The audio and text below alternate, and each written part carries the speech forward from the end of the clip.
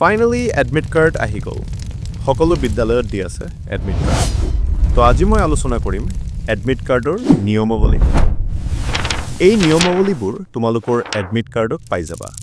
আহক ভিডিঅ'টো আৰম্ভ কৰোঁ তো প্ৰথমে আলোচনা কৰিম যে OMR শীটৰ নিয়মাৱলীসমূহ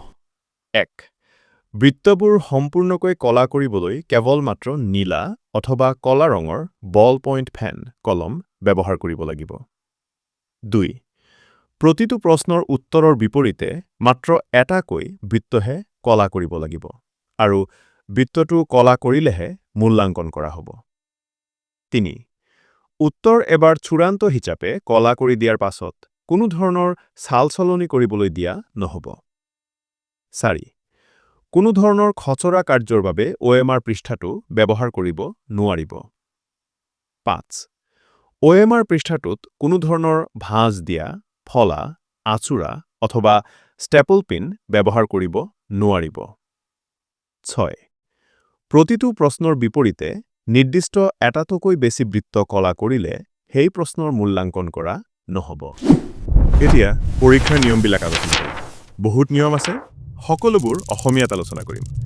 সম্পূৰ্ণ ভিডিঅ' চাবা লগতে চেনেলটো সাবস্ক্ৰাইব কৰিবা প্ৰথমত কৈছে যে পৰীক্ষাৰ প্ৰতিটো দিনতে পৰীক্ষাৰ্থীসকলে পুৱা 8:20 বজাত পৰীক্ষাগৃহত প্ৰৱেশ কৰি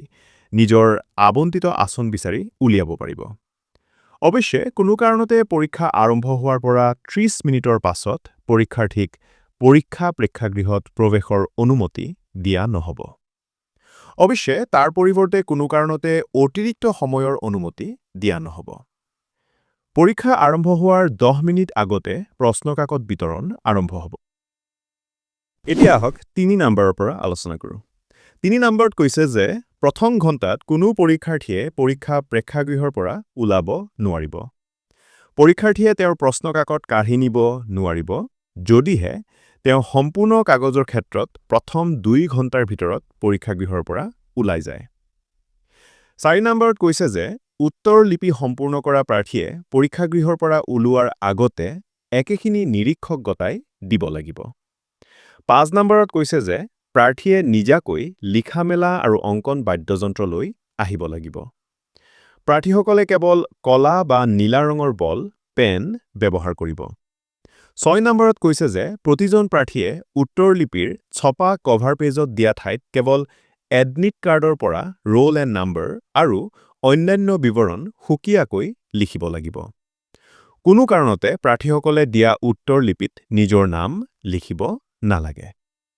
এতিয়া 7 নম্বৰৰ পৰা আলোচনা কৰিম 7 নম্বৰ কৈছে যে পৰীক্ষাৰ সময়ত পৰীক্ষাৰ্থীৰ হাতত যিকোনো ইলেক্ট্ৰনিক গেজেট মোবাইল ফোন ছপা বা লিখা সামগ্ৰী লৈ যোৱা নিষিদ্ধ পৰীক্ষা প্ৰেক্ষাগৃহলৈ লৈ যোৱা বা পৰীক্ষাৰ্থীৰ হাতত পোৱা যিকোনো সামগ্ৰী এই নিয়ম উলংঘা কৰি নিৰীক্ষণকাৰী ভাৰপ্ৰাপ্ত বিষয়া ASSEB আৰু এই অন্যায় উপায় গ্ৰহণৰ বাবে সংশ্লিষ্ট প্ৰাৰ্থীক অযোগ্য কৰি 3 বছৰৰ বাবে বহিষ্কাৰ কৰা হ'ব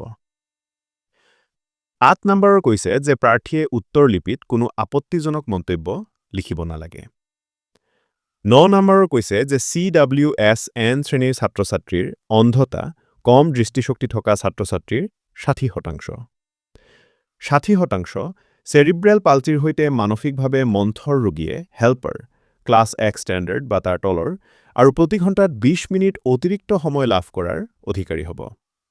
ডেফ আৰু ডাম প্ৰাৰ্থীয়ে প্ৰতি ঘণ্টাত অতিৰিক্ত 20 মিনিট লাভ কৰিব অৱশ্যে সংশ্লিষ্ট বিদ্যালয়সমূহৰ পৰিদৰ্শকৰ পৰা পূৰ্বৰ অনুমতি ল'ব লাগিব যদিও তত্ত্বাৱধায়ক বিষয়াসকলে পৰিচয়কে ধৰি নথিপত্ৰ পৰীক্ষা কৰিব পৰীক্ষাৰ 1 তাৰিখে অন্ধ প্ৰাৰ্থীসকলেও ইচ্ছা কৰিলে ব্ৰেইল কাগজ উত্তৰ লিপি হিচাপে ব্যৱহাৰ কৰিব পাৰে 10 নম্বৰ কৈছে যে পৰিস্থিতিয়ে দাবী কৰিলে বা বৰ্ডৰ নিয়ম উলংঘা কৰাৰ বাবে পৰীক্ষাত নামভৰ্তি বাতিল কৰাৰ অধিকাৰ বৰ্ডে সংৰক্ষণ কৰে এইকেইটাই আছিল নিয়ম ভালদৰে ফলো কৰিবা মেট্ৰিক পৰীক্ষা আৰু বেছি দিন নাইতো তোমালোকে ভালদৰে পঢ়া সকলোকে অল দ্য বেষ্ট লগতে তোমালোকে চেনেলটোত প্ৰথমবাৰ আহি থাকিলে সাবস্ক্ৰাইব কৰিবা